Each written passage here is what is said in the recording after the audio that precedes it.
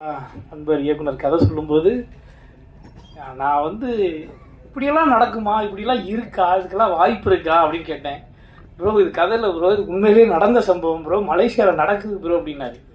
என்ன ப்ரோ சொல்கிறீங்க, நாயை வளர்ப்பாங்க, பூனையை வளர்ப்பாங்க, பேயெல்லாமா வளர்க்குறாங்க அப்படின்னு.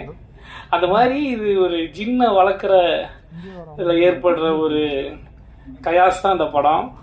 இதில் வந்து ஒரு நல்ல கேரக்டர் எனக்கு கொடுத்துருக்காரு. அந்த கேரக்டர் கொடுத்ததுக்கு இயக்குனர் டிஆர் பாலா நண்பருக்கு ரொம்ப ரொம்ப ரொம்ப பெரிய நன்றி. ப்ரொடியூசர் சாருக்கு ரொம்ப நன்றி. ப்ரொடியூசர் சார் மேடம் 2 பேருக்குமே ரொம்ப நன்றி.